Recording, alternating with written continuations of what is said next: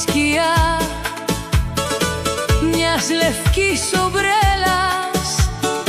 Σκοπεύαμε να πιούμε οι δυο μας ένα μεγάλο ποτήρι tropical drink.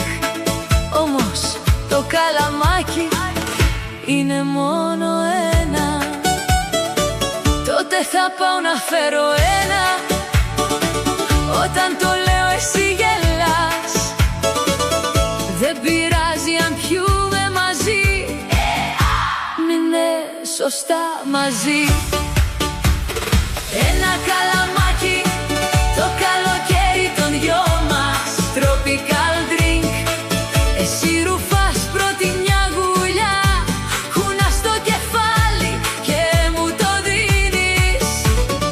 Ένα καλαμάκι το καλοκαίρι των δυο μας, tropical drink. Τι είναι αυτό, τι είναι? Το κεφάλι μου ζεσταίνεται, η καρδιά μου δεν προλαβαίνει πια.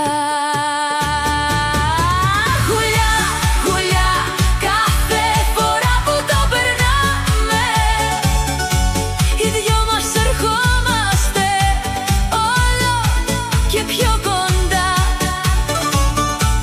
Ακόμα δεν έχουμε φιληθεί, κι όμως δεν είμαστε πια απλοί φίλοι. Δεν είμαστε πια απλοί. Γουλιά, γουλιά, κάθε φορά που το περνάμε, οι δυο μας πλησιάζουμε όλο και πιο πολύ.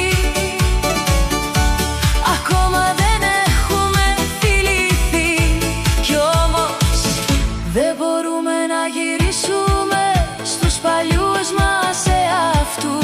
Δεν μπορούμε να γυρίσουμε στους παλιούς μας εαυτούς. Αχ, λίγο ακόμα, νιώθω πως θα αγγίξω το μάγκουλό σου. Είσαι τόσο λαμπερή, νιώθω πως θα ζαλιστώ.